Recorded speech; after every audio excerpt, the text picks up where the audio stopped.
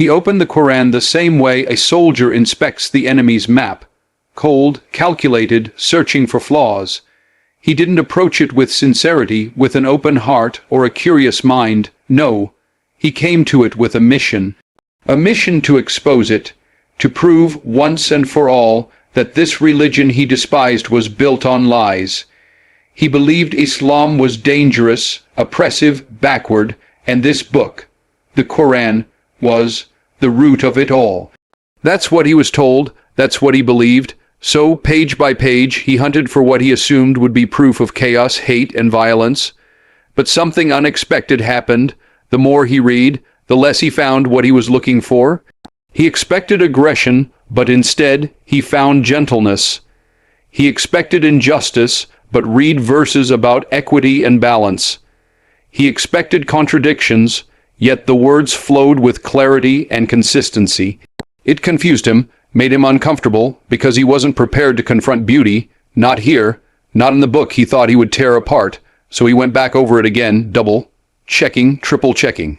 Maybe he missed something, maybe the manipulation was subtle, but every chapter, every line seemed to pull him deeper, not through emotional appeal, but through undeniable logic and rhythm. He found discussions on mercy even toward those who wrong you. He read about patience in the face of hardship, about charity, about justice, about self-restraint. It didn't make sense to him at first. How could a religion labeled as violent by so many speak with such a calm voice? And not just calm, but commanding. It wasn't soft like a whisper. It was powerful like truth. And truth doesn't scream. It doesn't need to. It just stands there, unshaken. He noticed how the Qur'an didn't shy away from difficult questions. It spoke directly about life, death, fear, temptation, and destiny. It addressed the human being, not as an abstract creature, but as a soul in need of guidance. It challenged arrogance, exposed hypocrisy, elevated sincerity. And as much as he wanted to stay detached, he began to feel like the book was speaking directly to him. He read verses about those who hear the message and reject it out of pride. And suddenly, he wasn't reading about others. He was reading about himself. That realization hit hard, because he didn't expect to see himself in the mirror of revelation. Still, he resisted, because changing your views, your beliefs, your entire worldview, it's not easy. Pride is heavy, and when you've spent so long convincing yourself of a lie, the truth feels like an attack. But the Qur'an wasn't attacking him. It was inviting him. With firm hands, yes, but open ones. Eventually, the war inside him grew louder than the mission he was sent to fulfill. And what started as a search for weakness became a search for meaning. The same verses he intended to weaponize began to soften his heart. And in that softness, he found something he never expected: peace. He came to destroy the Qur'an's message, but the Qur'an ended up destroying the hatred inside him. He didn't stumble into this path by accident.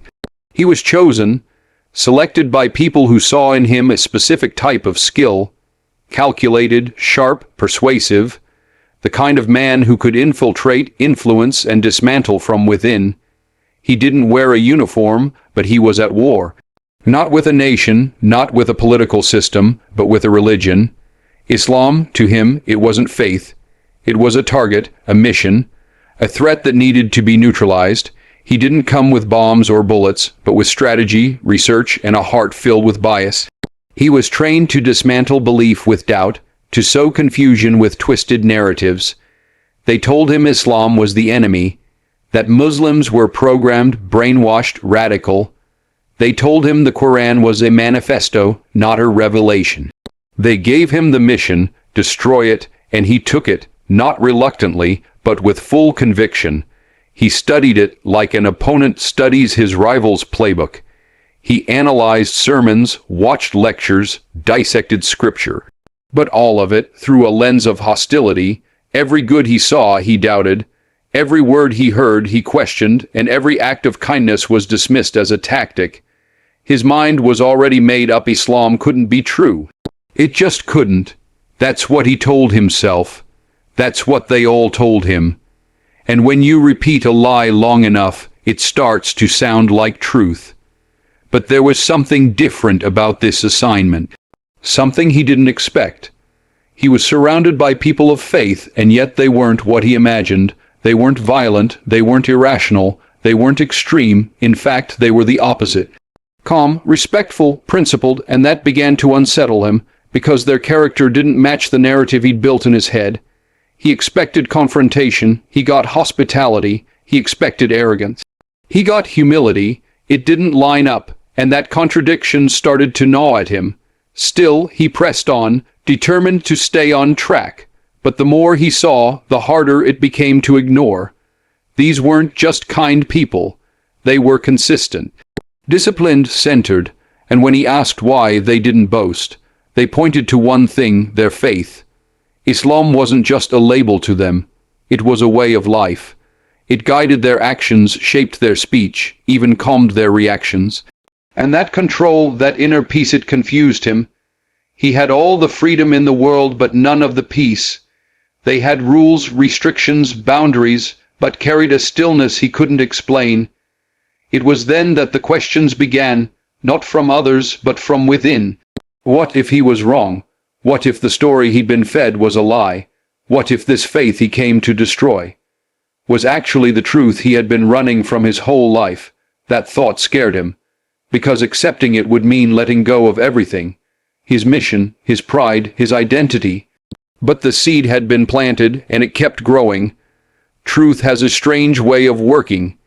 It doesn't scream for attention, it waits for silence. And in one quiet moment he felt it. Not pressure, not fear, but presence, a sense that he was being watched. Not by people, but by something greater, something higher, something real. And for the first time he stopped fighting.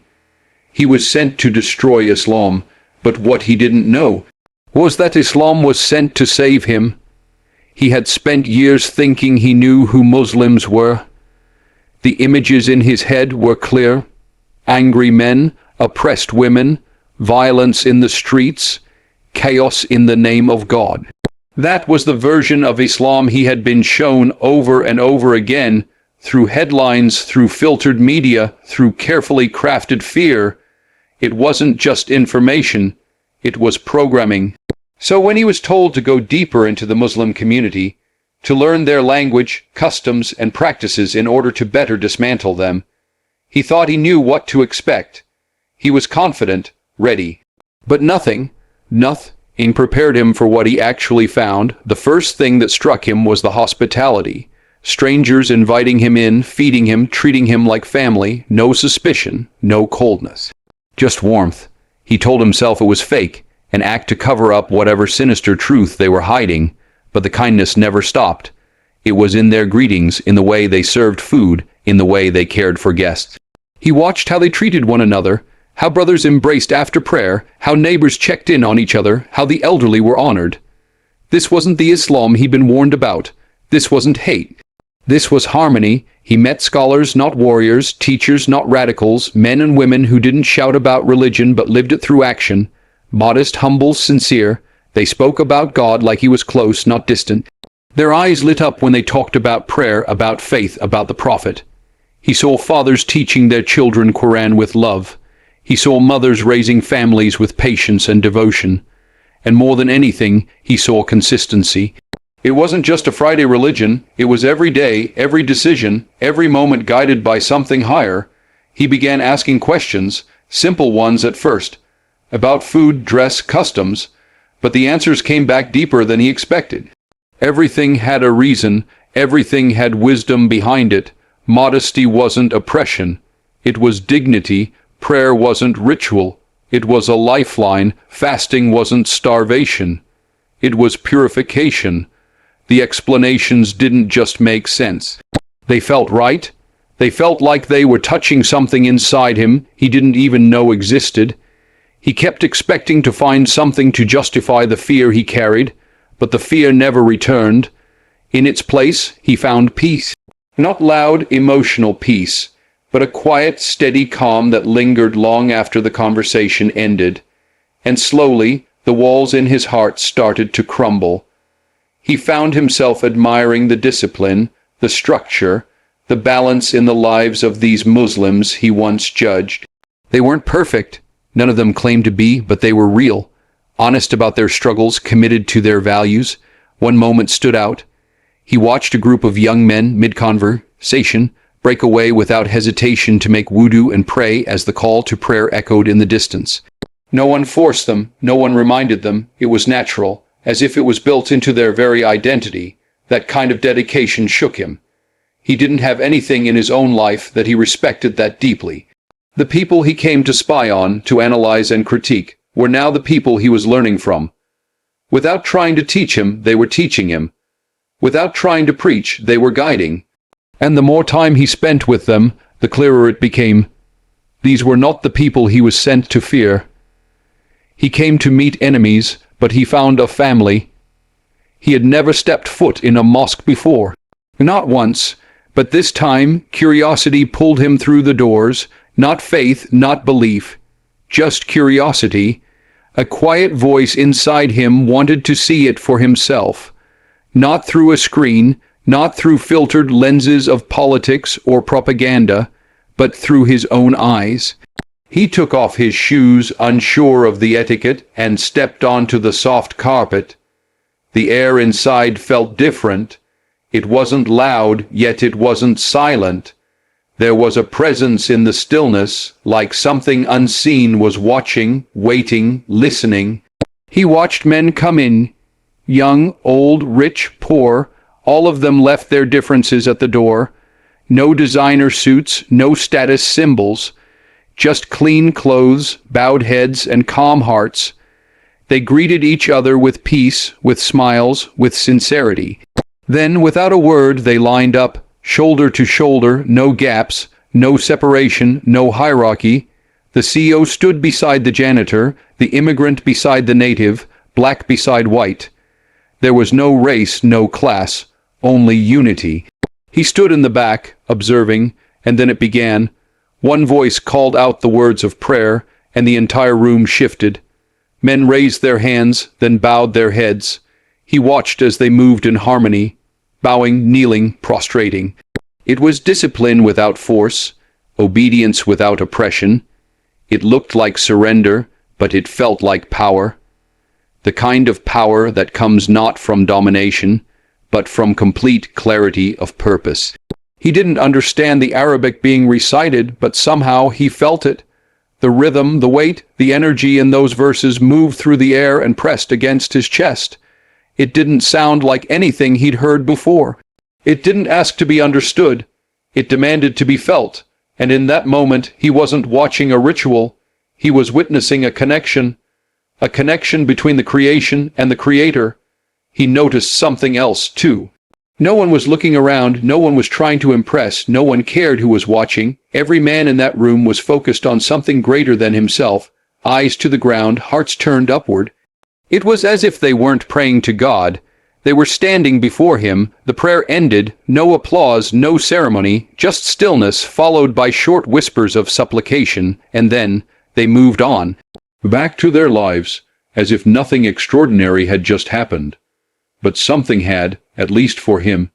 He stepped outside, but the silence inside him didn't leave. It followed, it echoed. He thought about everything he had just witnessed, how a group of men in one room could be so synchronized, so grounded, so at peace, and it wasn't out of fear.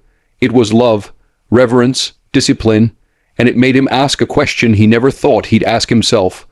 What if this isn't weakness? What if this is strength? He had seen soldiers march, people protest, crowds chant. But never had he seen such silent unity, unity that didn't need slogans, just intention, just devotion. And the more he thought about it, the more he realized these people weren't controlled. They were free from the chains of ego, free from the chaos of this world, because 5 times a day, no matter where they were or what they were doing, they remembered God. He came to observe strangers, but he walked out feeling like he had seen something deeply personal, something pure, something real. He didn't know it then, but that simple act of watching others pray would become the moment that his own heart first bowed. That night, sleep wouldn't come. He lay in bed, staring at the ceiling, the darkness around him quieter than usual, but the storm inside his mind louder than it had ever been. Something was shifting, he felt it. A weight pressing down, not from guilt, but from realization. Everything he thought he knew was unraveling. The lies, the half-truths, the judgments. None of it could stand in the light of what he had seen, what he had read, what he had felt. He couldn't stop thinking about the people, the prayer, the words of the Qur'an echoing in his mind like a whisper that refused to fade. He came to disprove all of it, but somehow all of it was proving him wrong. His hands trembled as he sat up in the dark. He didn't know what to call it: fear, conviction, awakening, maybe all three, but he knew one thing: he couldn't go back, not to the mission, not to the hate, not to the version of himself that was built on falsehood. It felt like 1,000 doors had been closed behind him, and now there was only one left in front. He had read stories about moments like this: people turning to faith in times of crisis, people finding truth in the ruins of their pride. But he never imagined it would be his story. He had spent weeks fighting it, denying it, trying to silence the voice inside, but tonight it was louder than ever. He remembered the verses about guidance being a light, about hearts being unlocked when truth enters. He remembered the prophet's words, the ones that once felt distant, but now felt like they were speaking directly to him. He remembered the peace he saw in the eyes of those who believe. Real peace, not the kind you pretend to have when everything is falling apart. And for the first time in his life he wanted that peace, not to borrow it, not to study it, but to live it. He got out of bed, slowly, as if something sacred was happening, even though he was alone. No cameras, no audience, just him and the truth that had been patiently waiting for him to stop running. He took a deep breath. The words weren't foreign to him anymore. He had heard them, read them, repeated them in his mind over and over again, and now he said them aloud. Ashhadu an la ilaha illa Allah, wa ashhadu anna Muhammad, your Rasulullah. His voice cracked halfway through, his chest tightening as the weight of those words settled in. He had just testified, before no one and before everyone. Before the Creator who had watched him from the very beginning, who had guided him without force, who had waited for this exact moment. He didn't cry out of sadness, he cried out of relief, as if his soul had been carrying a burden he didn't know was there, and now it had finally been lifted. It wasn't dramatic. There were no flashing lights, but inside everything had changed. The man who once stood on the front lines against Islam was gone, and in his place stood someone reborn. Not perfect, not knowledgeable, not yet steady, but sincere. That night he didn't just accept Islam, he returned to himself, and for the first time in his life his heart felt like it had finally come home. He never imagined this would be his path. He had come to destroy a faith, to prove it false, to show the world its flaws, its extremism, its danger. But instead, Islam had torn down his own walls. It had taken the hatred, the ignorance, the fear, and replaced it with humility, knowledge, and peace. The shift inside him was slow at first, like the tide pulling back, revealing the sand beneath. But once it started, it was unstoppable. The transformation wasn't just intellectual, it was spiritual. It wasn't just about changing his mind, but changing his heart. The man who once saw Muslims as enemies now saw them as brothers and sisters. As the days went by, the changes in him became more visible to others. People noticed the shift in his demeanor, how he carried himself differently, how his words had become softer, more reflective. He no longer reacted with anger when faced with the unknown. Instead, he sought understanding. The arguments he once had with friends and family, trying to prove Islam was wrong, slowly turned into conversations where he shared what he had learned, how his views had changed. Some couldn't believe it. They were shocked, even angry. They didn't understand how the man who had so vehemently spoken against Islam could now defend it so passionately. But he didn't care about their disbelief. He didn't care about their anger. The truth was in his heart, and that truth wasn't just for him to hold. It was for him to share. He spent hours reading more, learning more, not just about the tenets of Islam, but about the lives of its followers, the history, the struggles, the contributions.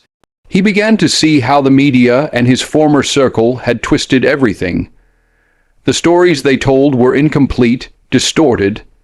Islam wasn't a religion of violence. It was a religion of justice, of compassion, of mercy. He had witnessed it firsthand in the mosques, in the homes, in the eyes of the people who showed him nothing but kindness. He realized how wrong he had been, and it humbled him. But there was another side to this journey: guilt. A quiet, persistent guilt. He had spent years spreading lies, stirring up hate, building walls where there should have been bridges. The people he had hurt, the anger he had fueled. How could he undo that? He couldn't, not in the way he wanted to. But what he could do was change. He could live differently. He could be the change he once fought against. And that's exactly what he did. The journey from enemy to defender wasn't easy. There were still moments of doubt, moments when he questioned whether he was doing the right thing. But he would remember the faces of the people who had shown him nothing but love, the patience of those who had answered his questions without judgment, the way the Qur'an had spoken to him not just as a book, but as a guide for life. He realized that to defend Islam wasn't to argue on behalf of a religion. It was to stand for what was right, to stand for truth, to stand for peace. He started speaking out. At first, it was small conversations with friends, family, anyone who would listen. He told his story not with pride, but with sincerity, with the hope that someone else would see what he had seen. He didn't claim to know everything. He didn't claim to be perfect, but he knew this. Islam was not what he had once believed it to be. It was far greater, far more beautiful, and now he would defend it, not with anger, but with the same love and respect he had received. What had started as a mission to destroy Islam had transformed into a mission to share its truth, to speak out against the lies, to build bridges where there had once been walls. The enemy of Islam had become one of its greatest defenders, not by force, but by the power of truth, the strength of humility, and the undeniable light of faith. He had been sent to destroy Islam, but in the end, it was Islam that had destroyed the hatred in his heart and replaced it with a love he never thought possible.